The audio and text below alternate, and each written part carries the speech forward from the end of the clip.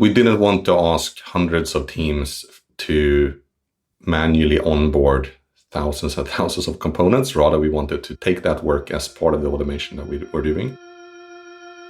Welcome to Nerd Out at Spotify, where we bring you behind the curtain of the world's most popular audio streaming subscription service. Machine learning, open source, clouds, tabs versus spaces. We'll talk to Spotify engineers about interesting tech issues, big and small. I'm Dave Zolotusky, principal engineer at Spotify. There are currently over 450 squads and over 10,000 software components at Spotify. Someone probably built a new microservice in the time it took me to say this intro. And with all that comes complexity, lots of complexity. Components rely on other components, and each component has its own mesh of dependencies. All these different bits of code have to work together to create a seamless experience for our listeners. And our teams have to work together too. These aren't just technology issues, they're organizational issues too. We want our squads to remain small, because that's where innovation comes from. But with all the complexity in their way, how do we keep our squads fast? How do we make sure the less exciting parts of being an engineer don't hold them back from getting to the fun parts? One of the answers to that is something we call fleet management. It's something a lot of organizations have tried, but few have gotten to work. Fleet management promises a tech future where all your software migrations happen behind the scenes, automatically. Instead of manually doing a few big migrations a year, updating a handful of low-level dependencies for a few dozen components. The goal with fleet management is to do thousands of small migrations every year across thousands of components, all at once. And who wouldn't want that? It doesn't just remove everyday toil from our team's responsibilities, but it also keeps all of our infrastructure healthy and up to date. But can you really just push a button and make all the repos update at once? Returning to the podcast to tell us how this impossible tech dream can possibly work, we have Spotify's chief architect, Niklas Gustavsson, or as everyone knows him internally at Spotify, his three-letter handle, NGN. Thanks for having me back. I'm Niklas. I've been at Spotify for a bunch of years, and my role is as chief architect, which means that I try to look after our holistic architecture, our tech stacks, our engineering practices, things like that. Today, I wanted to talk to you a little bit about fleet management, which I know is an initiative that's very close to your heart that you've put a lot of effort into. Can you just start by telling us a little bit about what it is and why you believe it's important, why you've put a bunch of effort into it? Sure. Let me actually take a step back for a second and let me talk a little bit about how Spotify functions as a software company, or at least how our architecture functions. So at Spotify, we have many smallish development teams, the things that we call squads. And what we have found is that it works really well when we have small software components. Pretty typical these days. Many companies have microservice architectures and things like that. And we have really fully embraced that for every type of software component we have. So that might be backend services, but it also might be data pipelines or mobile features or websites. They're all fairly small. But that also means that there are plenty of them. And we have more than 10,000 of these that we have deployed in our production environment, or that we believe are production components, and they grow. We're a company that tries to be pretty innovative. That means that we try out a lot of new things and we experiment and we produce a lot of these components. And of course, with all of these components, that means that someone needs to maintain them. So as the number of them keep growing, that might impact our developer productivity, and it might cause a lot of toil for developers that makes the life as a developer less awesome than we would want it to be. It's also a challenge to keep that large number of components in a healthy state, make sure that they are secure, that they are reliable, that they are cost effective. Historically at Spotify, and I think many other companies, we have dealt with them in terms of doing migrations to them. So that might be, upgrading some framework or upgrading the JVM version or fixing some security vulnerability or whatnot. That has been on a component by component basis. It has meant that we have asked all our teams to do some migration manually or semi-manually. And of course, as the number of components grow, that becomes less and less feasible and less scalable. So when we talk about fleet and fleet management, really what we want to do is to, rather than think about our software as a per component, we want to think about them as one big fleet. And think about how we can do operations to that entire fleet. So you can imagine this being upgrading some framework or library. We want to think about how can we automate that in a way where we keep our entire fleet in a up-to-date state at all times. Why now? And I think much of what you said makes sense, but why is now the right time to do this? Some history. We started this about a year and a half ago. I think we could have started earlier. We have around 10,000 components in production today, and reasonably we could have started when we had much fewer and learned how to do this. So arguably we maybe started late, but we did have a very clear realization that the way we were doing our migrations weren't scalable. It wasn't scalable for our engineers, and it wasn't scalable in a way that allowed us to keep our fleet in a healthy state. And you mentioned multiple times this 10,000 or 10,000 or more number. That's a pretty huge number for components. Can you give me some feeling for a feature people might know well, like a playback or playlisting or some kind of relatively concrete part of the app? How many components does it take to power one of those? It's a good question. I won't be able to give an exact answer, but let me paint a bit of a picture around it. So if we take one of those, let's take playlists, for example. So as a user, you might be familiar with what that experience looks like. You might be going into a mobile app. You can look at your playlist, you can edit them and do a bunch of operations to them. And you can share them with friends. If you then start to sort of zoom into that stack, it's a vertical stack. So there's a bunch of client components that powers that. So there's some view, there's probably some client-side service that does synchronization with the backend and whatnot. So on the client, there's probably a handful or so of components to power that experience. And then as you move further down that stack, you get to a bunch of backend services that powers it. So the core stack composes of maybe somewhere in the order of 5 to 10 backend services and their associated databases and whatnot. And then there's a much larger set of additional services that sort of powers more specialized types of playlists. So in total, I think that entire backend stack probably is on the order of 100 components to power. And when I say components here, each of those components then are deployed into many instances, right? So I have no idea how many instances we run for playlists today, but it's probably in the hundreds. So when I'm talking about components here, that's one sort of distinct code base or a distinct binary that we release. Then in addition, even behind the backend services, there's a number of pipelines because we train machine learning models on playlists, we do analysis on playlists, we do all types of data processing on it. So that means that we also have a set of data pipelines that builds a set of data sets for playlists, and there are lots and lots of those as well. So probably in the order of hundreds, again, for just processing different aspects of playlists. So the stack quickly becomes pretty complex. You can imagine painting a big dependency graph of all of this, which becomes incredibly complex.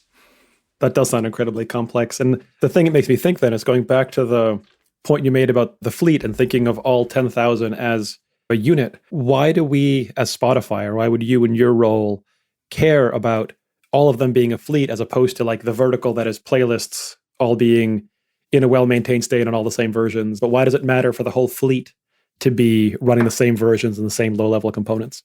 In a way, we have a matrix of teams that cares about different things here. So we have a few teams that owns and maintain the playlist stack. Again, continue using that example. So they will care about their vertical. They will care about the services that I just talked about and how they fit together with the various clients that participates in that stack. Then we have teams that owns some sort of infrastructure at Spotify. So that might be owning some library that contains a database driver, or it might be owning our sort of core service frameworks and things like that. Those teams will typically care about what's the sort of version of our service framework that we run across all our services. And those teams won't necessarily care or need to care too much about the specifics of all the verticals that we run. So like the playlist stack and the playback stack and so on. And fleet management is really targeting the interplay between those two types of teams. So the teams that care about those feature verticals, we often call those feature teams within Spotify. And then you have the infrastructure teams, which care about some piece of infrastructure. And in a way, and we can talk more about this because this is sort of a big cultural shift for us as well. In a way, fleet management sits right in the middle of those two and forms an interaction between those two teams. So if we're successful an infrastructure team can ship an update to some piece of our infrastructure without those feature teams having to care about what's going on. It should be transparent to them that without them having to do any manual work, we should be able to upgrade their stack behind the scenes in a way. So it's not so much about keeping the different verticals all aligned on all the same versions. It's about maintaining the same platform for everyone, the same kind of horizontal that is underneath them. That's correct, yeah. And of course, that's important from many aspects. And it's important, again, for infrastructure teams because they want to have the ability to roll out their software across our fleet. It's also extremely important for us as a company from a security perspective, for example, so we can roll out a security fix across the fleet in a very timely fashion, or at least time-bounded fashion. And same is true for reliability improvements or cost-effectiveness improvements or whatnot. So this all sort of ties together into roughly the same problem that all of these infrastructure teams have where they want to be able to manage our fleet. Maybe to paint this in a different way, one of the ambitions we had with this work was to 100x the velocity at which we can ship these types of changes to the fleet. We're currently in the phase of onboarding more of these types of upgrades. And by doing that, we imagine we'll be able to much more continuously keep the fleet in a healthy state. And when you say the velocity of this, is the metric really just like amount of time it takes from we've decided we want the new version until the new version is deployed across the entire fleet, or is that some different metric? So there's a few metrics we want to track. That is one of them. What's the time to completeness for a rollout? And we want that to be within a few days, basically. It's a bit different for different types of rollouts. Then we have a metric for how many of these rollouts are we able to perform. And that's really a measurement of adoption from our infrastructure teams. And then lastly, we have metrics around what's the amount of work that the recipients of these changes, the feature owners, need to spend. And that should, in a perfect world, be zero. We should be able to do this without them spending any time on it. And we really measure that as a productivity gain for those teams. Earlier, you said that you would dig into how we introduced it, and then I took you on like multiple different tangents. So I want to get back to your original train of thought and let you follow that. How do you begin to roll out these changes with thousands of engineers? There's many of these types of rollouts or migrations that we want to be able to manage. And the first one that we really took on was dependency management. So be able to take a particular library and make sure framework and be able to roll that out across every software component that uses that library in a very timely fashion. On the technical side, what we do for dependencies is really to try to centralize those in some way. So we have some central manifest that declares what versions of dependencies that we want to use.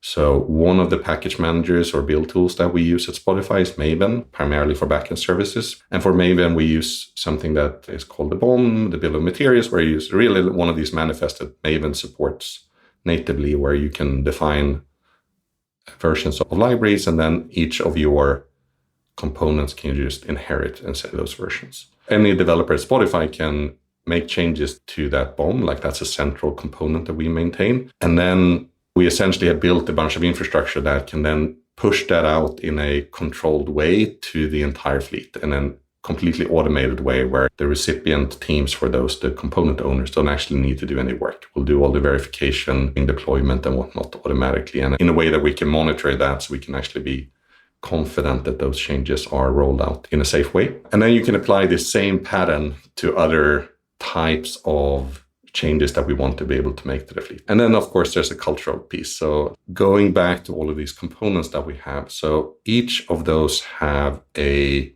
owner, an owning team. Each of those have an owner. So if you are the owner of that backend service or data pipeline or whatnot, you will typically have the complete control over that component. You will likely be the one who designed it some time ago. You probably built it, and most crucially for this, you are the one operating. We have for a very long time at Spotify, since day one, had a very strong notion of ownership of components. So as we went into fleet management, we were quite worried about the cultural change that was going to mean to start pushing changes to those components without those owners necessarily being in the loop. So we anticipated that this was going to be a big cultural change, and we'll see some resistance from our teams. And we prepared quite a bit for this. So we did a lot of communication and talked a lot about the motivation behind this work and how we were going to make sure that we wouldn't screw them over. We wouldn't cause a lot of incidents or whatnot to them. Turns out that this was not as much friction as we had sort of envisioned. Quite the opposite, actually. It turns out that developers were really happy not to have to deal with all of these dependency updates and keep their stuff up to date in a manual way. And we had very little resistance from our developers. The feedback we had when we collect what's your experience with this has been like 95% plus has been very positive to this work. So that was extremely surprising to me, I have to say. Yeah, when this started, I had a lot of the same feelings. I felt like a lot of people would be concerned that we are just automated pushing changes and they can't control them and they're going to get paged because we pushed something and it's going to break things and their service is too important for this automated thing. And I guess none of that really happened. Well, no. The short answer is that very little of that happened in practice. Before fleet management, if I was an infrastructure team, I would release something, say a new version of a library, that would slowly percolate out through the many components that we had. And that meant that I had sort of a continuously ongoing Q&A process for free. Like if things started breaking because I introduced some regression into my library, I would get a heads up because someone would find that early on, I could fix it, and then it would start rolling out again. And with fleet management, we turned that completely upside down because now we basically said, you release your component, anyone might update that in that centralized version manifest. And the day after, it's going to be deployed to 100% of the fleet. So that changes your responsibility as an infrastructure provider or infrastructure team quite dramatically. Yeah. I think the obvious question that brings me to then is about testing. Like, I feel like the critical thing you need before you can do fleet management is really good testing in your CI and CD pipelines so that any automated change will know that it hasn't broken anything before it's hit production. Did this effort prove that we have that across the company? I would say yes and no. There's a lot of variance in practice. So I would say we have a reasonably strong testing culture at Spotify, but it varies a little bit between different parts of the organization, and it varies between different types of components. Generally speaking, our backend services tend to have better testing than our data pipelines. And that's probably due to that introducing a bug will have more implications for a backend service typically, because if your backend service fails, it will immediately have an impact on users, while for data pipelines, they are typically batch oriented. So you'll notice maybe the day after when the pipeline runs, but it's not so much of a challenge. You can go in and fix your bug. So that means that we had a little bit of an implicitly different culture between different component types. And that meant as we started rolling out fleet management that we had a little bit of different challenges for different types of components. I mentioned that we had a lot of discussions with our engineers heading into this change. And one of the things that we were very open about early on in those discussions were the need to make sure that you had good testing. So the testing part's clear, but what else did we try to do to make these kinds of mass changes possible? One thing that is incredibly helpful to have when you try to do this type of automation is to have a high level of consistency in your software components.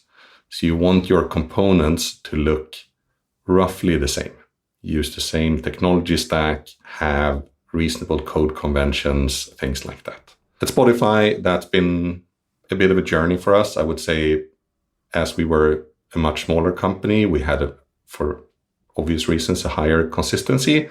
But as we've grown, at times that consistency has gone down. So in parallel with driving this work on fleet management, we've actually also have had programs to make sure that we increase that consistency. So we've introduced technology standards for part of our lower stack to say, like, this is really the way we want you to build a data pipeline or a backend service. So to help teams self-assess themselves and track how we're doing on this, we use this tool called Soundcheck. So this is built into Backstage, which is our developer portal, which we have open sourced. And Soundcheck is really a tool that allows you to have a number of what we call them programs. Basically, that can be a test automation program or a technology standardization program or anything that we can sort of verify, preferably in an automated way. And you can define a bunch of levels. So we introduced a fleet management sound check program, which had checks and levels for sort of basic expectations we had for a component to function well within a world of fleet management. And so then that gives individual teams a way to, within Backstage, see like a scorecard sort of thing that says you are this close to being, I don't know, I guess ready for fleet management. I don't know what the right word for it would be. Yeah, no, that's exactly right. And we're actually going to externalize it and sell it as a plugin for Backstage. So adopters of open source Backstage can use SoundCheck for yourself and build these programs the same way that we do. You talked a little bit about monitoring and confidence and safety during the rollouts. And I think some of the points you made about SoundCheck are helping with kind of the foundations within the components. But what sort of things does fleet management have for the other piece of thing you were saying, where like teams no longer have this slow rolling QA process? They just have effectively an on-off switch. How do we know that's working, that we're monitoring it, and how are we confident that it's all being safe? Yeah, so there's a few layers to it, as is usually the case for testing. So we do have very early integration tests. For example, when we update something in that centralized dependency manifest, there would be a bunch of tests run already at that point to verify with a small but still set of real components to check that this update will actually work for them. So that's the sort of earliest point that you can catch one of these things as you start rolling them out. When we have more complex changes, and this typically when there's a non-backwards compatible change or something we suspect might be, often in third-party libraries, we have tooling that allows us to run a test suite across any number of components. So that means we'll typically try to identify which components might be affected by this change and then run a test across them. And that can be hundreds or thousands of components that we run a test on. And then lastly, we have monitoring during the actual rollout of a change. So we have something called Firewatch, which keeps an eye on how are the CI builds and the deployments going for any rollout. And that's continuously running so we can monitor the state of that and abort early if we detect that a change is not safe or is failing as part of the CI builds or the rollout. This is not perfect as any testing goes, but so far we've been successful at detecting the vast majority of issues before we roll them out to the fleet. Yep. And so then how close were we to being ready, or did we find they were creating these checks and then there was a ton of work to get everyone on the same page before we could really start doing some of the kind of really cool impact from fleet management you talked about earlier? In parallel with that, what we were also doing was gradually automatically onboarding the fleet. So going back to the dependency management example, which is the one where we have most experience, we didn't want to ask hundreds of teams to manually onboard thousands and thousands of components. Rather, we wanted to take that work as part of the automation that we were doing. So in a incremental way, we would onboard components and make sure they were using this centralized manifest that I've been talking about, and then started upgrading that on a daily basis. And that means that every day we update the library versions for those, and we can keep them in a healthy state given dependencies at all times. Earlier, you mentioned like security fixes and deploying them in a time-bounded fashion, and you offered to talk about what that looks like in practice. I think we've covered a lot of those steps, but in case there's kind of pieces of that story that we didn't, I wanted to give you a chance to walk us through what that looks like in practice. Sure. I mean, we can take a real example. So last year, we had the now famous Log4j security vulnerability that I think many companies that use Java had to deal with. Spotify doesn't actually use Log4j in our own logging framework, but we did get it like as a transitive dependency in many cases. So we still had lots of components that would pull in Log4j as part of their dependency tree. So we needed to act very quickly once this vulnerability was published. And given we had fleet management, as soon as the fixed version was released by Apache, we could roll that out. So we would update that in this centralized manifest and then basically issue an emergency update across all our backend services. And that was completed within a few hours, rolled out, merged, and deployed across our entire fleet. Now, I can't remember exactly how many hundred of components it was, but it was quite a few different backend services that needed updating.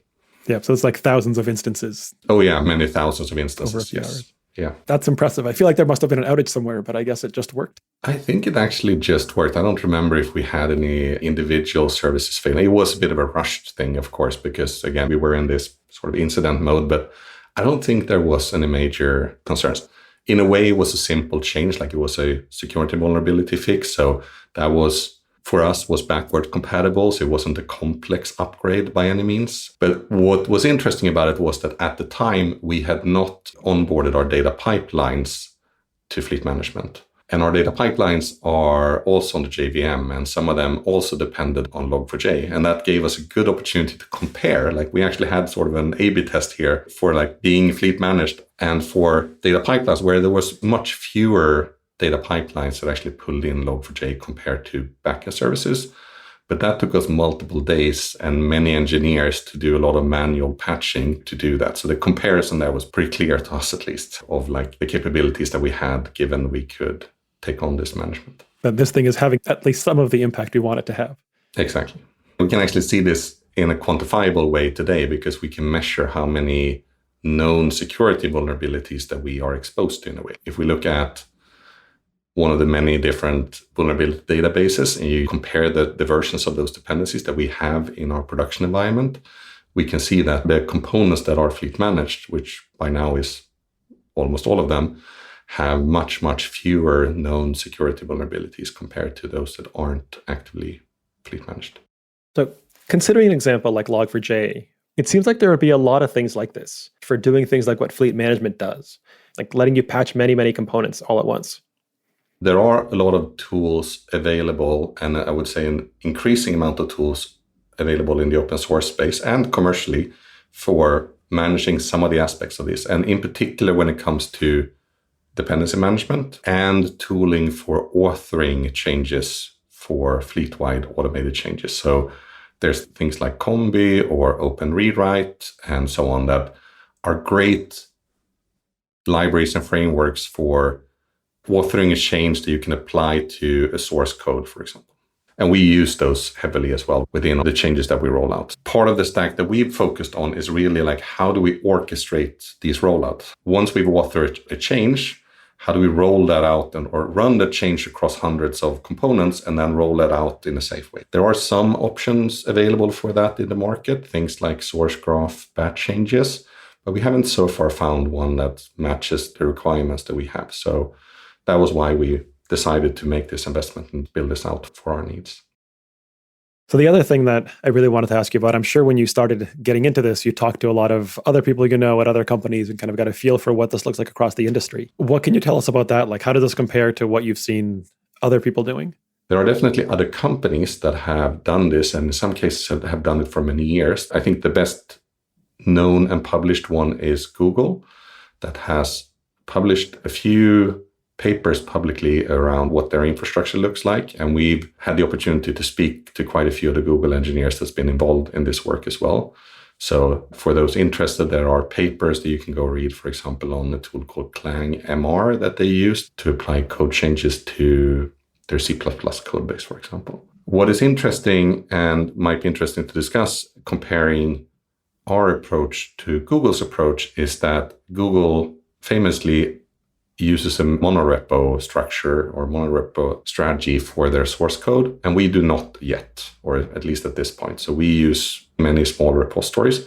We actually have a few fairly large monorepositories for things like our clients, so that contains millions of lines of code.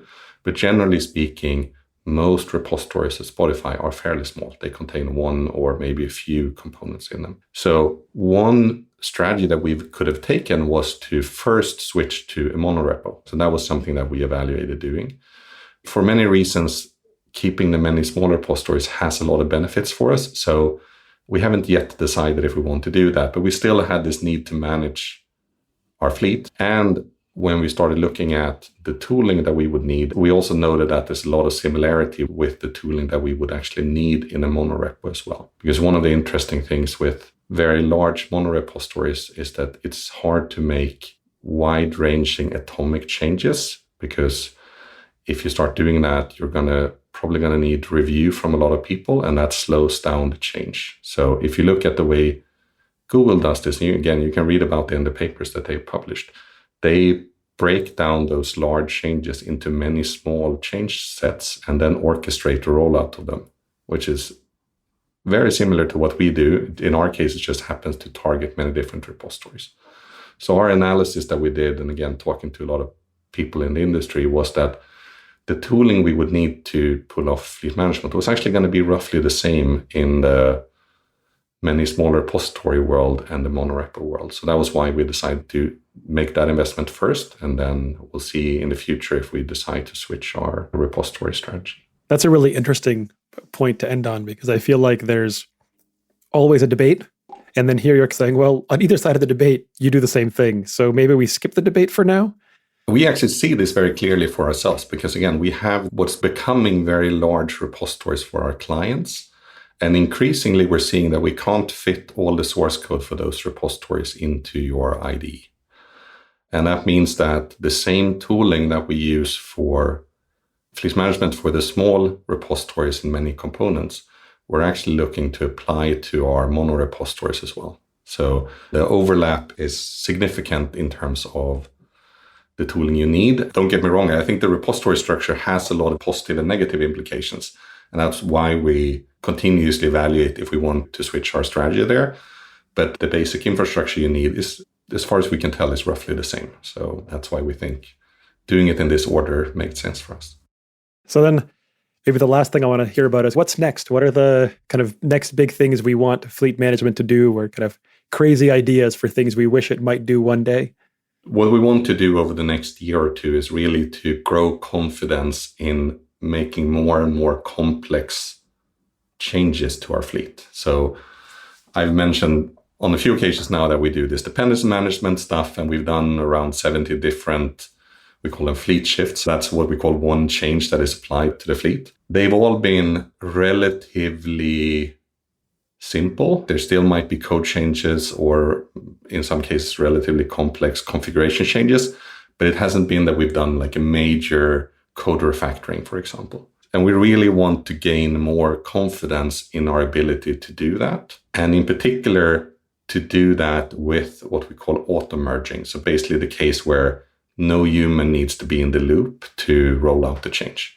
We can do complex changes, and we do them every now and then, but then we do them without that auto merging step. And then there are still this need for people to do manual review and poking those people to do that manual review and so on. So it's much less effective in terms of being able to quickly roll out the change. So I would say that's the main thing that we want to focus on over the next few years, is gain new use cases that we can automate and make those use cases more and more complex, and then gain confidence in our ability to manage our fleet in a more and more advanced way.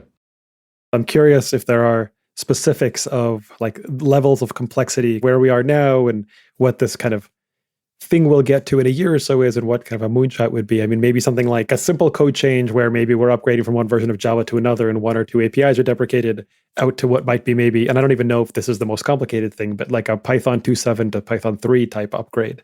Are all of those things in scope? And is there an even crazier version of code change that you're thinking of?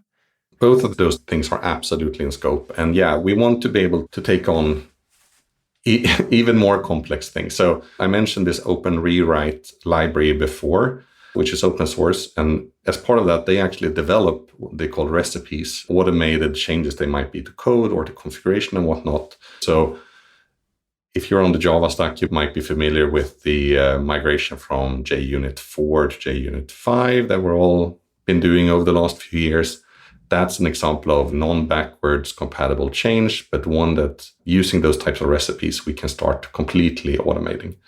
So those are the types of things we want to take on. So the Python 2 to 3 would be a great example. We already completed that, but that would be a great sort of future hypothetical example that we want to be able to do. And like, again, do with increasing confidence and increasing level of automation, where at the end, we're super happy to roll that out in a short time frame and not ask our developers to have to bother at all with that upgrade.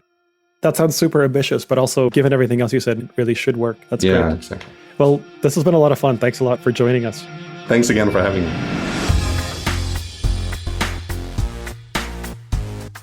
I think last time I must have asked you, because I asked a bunch of others, if it's easier or harder to be a developer now than before. I don't think you asked me that question last time, but it's a good question. Let me think about it. So I've been a developer for many, many years. I would say that generally speaking, it's much harder to be a developer today than it was 30 years ago when I started, at least. There's just many more parts of the stack today. The flip side of that is that we are able to solve much harder problems today than we were 30 years ago.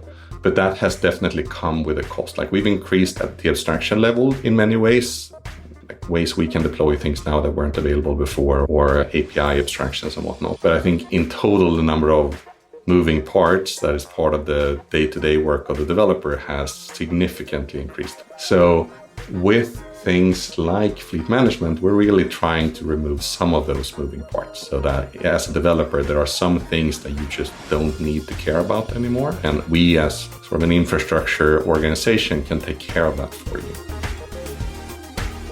Thanks for listening to Nerd Out at Spotify.